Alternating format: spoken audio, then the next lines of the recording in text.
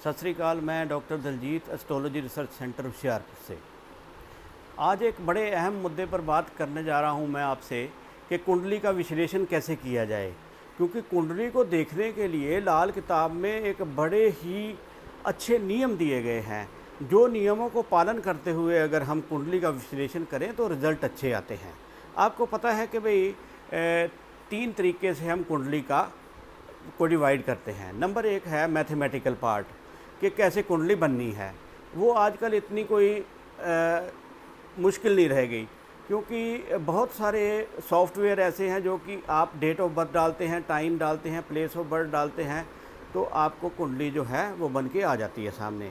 अब दूसरी बात होती है कि उसका विश्लेषण कैसे किया जाए, उसको कैसे समझा जाए, उसमें क्या क्या चीज़ें हैं जो कि हमने देखनी हैं। तीसरा पार्ट उसमें होता है कि क्या फलित का पार्ट हो गया दूसरा। तीसरा पार्ट है कि उसमें उपाय क्या कराए जाएं। उपाय बड़े सोच समझ के कराने चाहिए, किताब से बाहर नहीं जाना चाहिए बिल्कुल, क्योंकि किताब से बाहर जब हम जाते हैं तो उसमें हमें नुकसान होता है। क्योंकि फरमान नंबर पहला है, उसका मतलब ये है कि भाई जो खुदा है, परमात्मा है, वो हमारे लेख लिख के भेजता है और लेख जो हैं वो कुंडली में आ जाते हैं कि हमने पिछले जन्मों में क्या किया, और उसका सारा जो हिसाब किताब कुंडली में हमें देखने को मिल जाता है। दूसरी बात जो फरमान नंबर पहला है कि बच्चा जब पैदा होता है तो उसके जब मुट्ठी बंद होती है, मुट्ठी में लेकर आता है वो पिछले जन्म का कि उसने क्या किया क्या नहीं किया। तो जो बच्चे की जो हस्तरेखाएं हैं, लाल किताब में समुद्रिक चीज़ों का भी बड़ा अहम एक रोल है। उसमें हाथ का क्याफा या हाथ की रेखाओं का भी साथ में जोड़कर देखना पड़ता है। तो कुंडली को 2 मिनट में नहीं देख सकते आप। कुंडली को देखने के लिए थोड़ा समय लगता है, क्योंकि इसमें 8-10 पॉइंट आज मैं बताने जा रहा हूँ आपको कि कौन से हैं जिससे कि हम कुंडली का विश्लेषण सही तरीके से कर सकते हैं। जैसे नंबर 1, कुंडली का आपको पता है, कुंडली बन गई तो कुंडली का हमें पता होना चाहिए कि 10 भावों और 11वें भाव और 12वें भाव और दूसरे भाव में क्या क्या देखना है हमने। तो सबसे पहले पहला भाव आता है, इसमें होता है इंसान का अपना शरीर, अपना रंग रूप, उसका अपना जो व्यवहार, उसका जो कह सकते हैं कि उसका टेम्परामेंट बॉडी का क्या होगा। तो अगर यहाँ पर पहले भाव में अगर बैठे हों पापी ग्रह तो वो इंसान गुस्से वाला भी हो सकता है। दूसरे भाव से हम देखते हैं धन क्या है, मंदिर क्या है, और इसकी जो जीवन में इसका क्या आगे ससुराल के साथ है या क्या उसके साथ उसके संबंध रहेंगे। तीसरे भाव में हम देखते हैं भाई बहनों को और अपने पराक्रम को, कर्जियसनेस को। चौथे भाव से सुख भाव देखते हैं, गाड़ी है, लग्जरियस चीज़ें हैं, माता का भाव है ये। 5वें भाव से विद्या और संतान को भी देखते हैं, लव अफेयर्स को भी देखते हैं। 6वें भाव से रोग और शत्रुओं को देखा जाता है। 7वें भाव से आप अपनी पत्नी जो है अपने पति का जान सकती है। और पार्टनरशिप, कारोबार में आपके साथ कोई पार्टनर है, नौकरी में आपके साथ कोई दोस्त है तो क्या फ़ायदा देगा वो। 8वें भाव को आयु का भाव भी कह देते हैं और साथ में इसको कह देते हैं मृत्यु का भाव भी। 9वें भाव को भाग्य स्थान कहते हैं, इससे भाग्य देखा जाता है। 10वें से आपका प्रोफेशन, नौकरी, कारोबार वगैरह देखते हैं। 11वें से लाभ स्थान को माना जाता है 11वें को, और 11वें से हमें क्या लाभ होगा ये भी देखते हैं। इसके बाद जो 12वां भाव है, इसको एक्सपेंडिचर हाउस कहते हैं, व्यय स्थान कहते हैं इसको, कि इसमें हमारा कितना खर्चा होगा, कैसे खर्चा होगा। सबसे पहले तो ये पता होना चाहिए।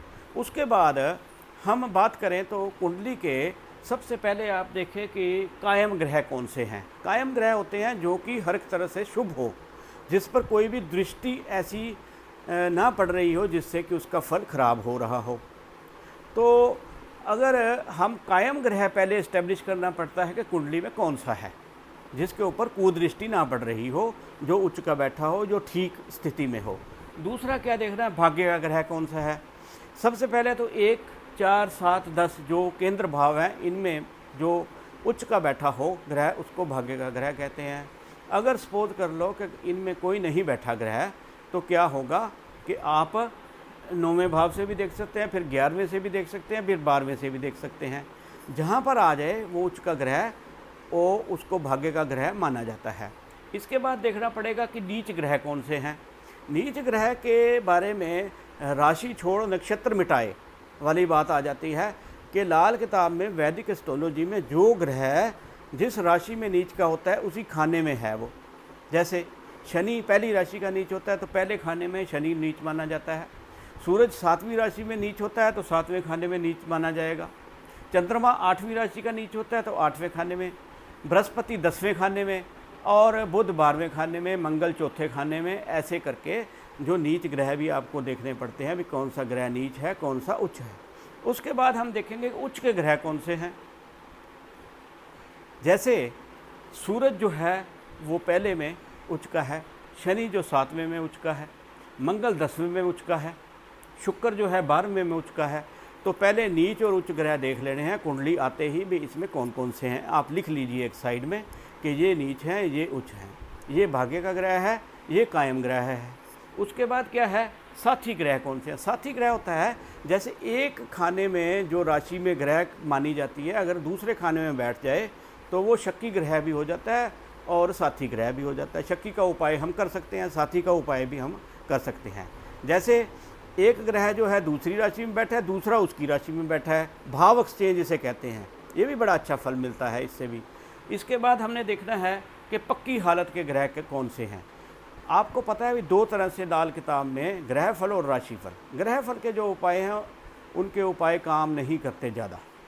राशि फल जो शक्की होते हैं उनको उपायों के साथ हम ठीक कर सकते हैं। इसके बाद हमने देखना कि मित्र कौन कौन से हैं राशि। उसके बाद मित्र ग्रह को कैसे एक ग्रह जो है एक खाना से भाव से दूसरे भाव में देख रहा है। जैसे 5वीं और 9वीं हो दृष्टि तो वो हम मानते हैं कि अभी अच्छी है, वो मित्र की दृष्टि है। अगर टकराव की है, 1 से 8वीं को देखता हो और 2 से 9वें को देखता हो तो ये टकराव की है। धोखे के ग्रहों की है, 10वें को और चौथे को। अगर 10वें को देख रहा है तो चाहे वो मित्र हो चाहे दुश्मन हो, वो ऐसा धोखा देगा कि व्यक्ति देखता ही रह जाएगा। क्योंकि धोखे का ग्रह का मतलब ये है कि उसकी ग्रह की कौन सी चीज़ें हैं। जैसे हम सूरज से पिता को भी देखते हैं, अपने दिल को भी देखते हैं, अपनी इज्जतमान भी देखते हैं, अपना जो सरकारी जॉब भी देखते हैं, सरकारी लाभ भी देखते हैं। मंगल से भाई को भी देखते हैं, राहु से ससुराल को भी देखते हैं और बृहस्पति से दादा को देखते हैं। तो इसमें कौन सा ग्रह जो है उसकी किस चीज़ पर नुकसान होगा अगर उसके ऊपर धोखे की दृष्टि है, या किस रिश्तेदारी में नुकसान होगा, ये यहाँ से देखा जा सकता है। इसके बाद मुश्तरका ग्रह देखने पड़ते हैं कि 2 ग्रह इकट्ठे हैं तो उनका क्या फल होगा। जैसे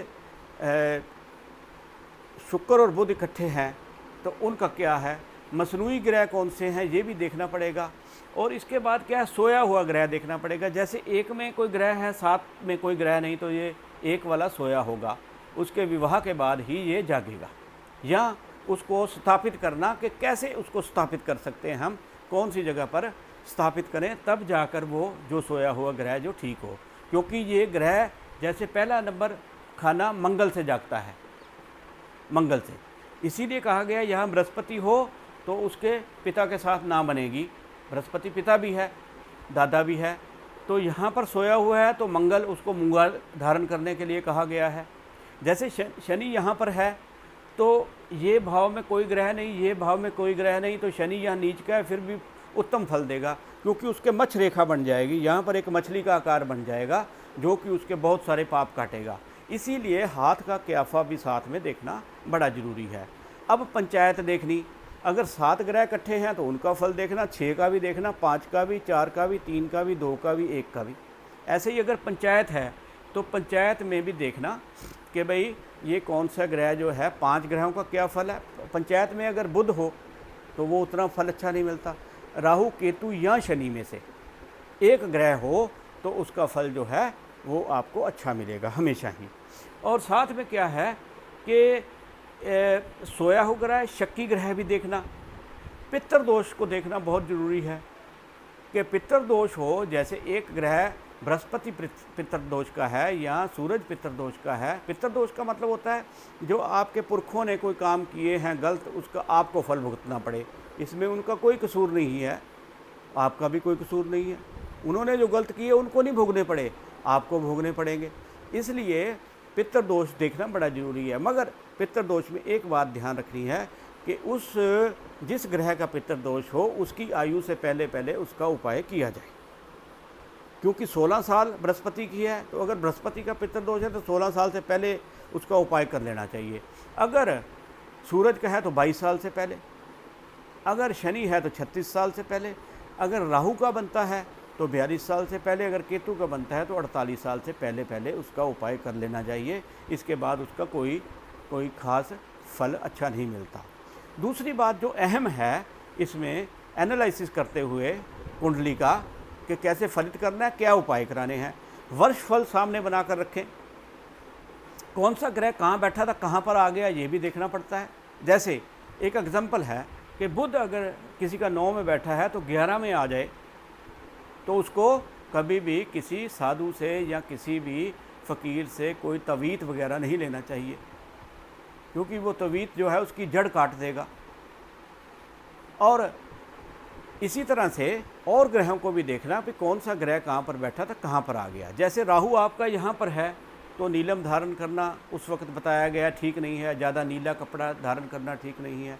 तो ये सारी चीज़ें जो हैं कुंडली का विश्लेषण करते हुए ध्यान में रखनी चाहिए। 35 साला चक्कर भी देखना पड़ता है कई बार। यहाँ हर एक ग्रह का एक पीरियड है, जैसे 1 से 6 साल, 6 साल किसी का मंगल का है या बुध का है, उसको भी देखना पड़ता है। भी उस वर्ष में उसकी दशा भी देखनी पड़ती है, भी इस दशा में इसको क्या नुकसान हुआ। आप उसके पिछले जीवन के बारे में भी जान सकते हैं कि इस दशा में नुकसान हुआ तो आने वाले समय में भी नुकसान उसका हो सकता है।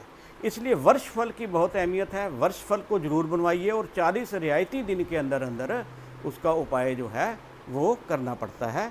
इसलिए ये बातों का ध्यान रखते हुए अगर हम कुंडली का विश्लेषण करें, 2-3 मिनट में नहीं होता, इसमें टाइम लगता है, किताब को भी कंसल्ट करना पड़ता है।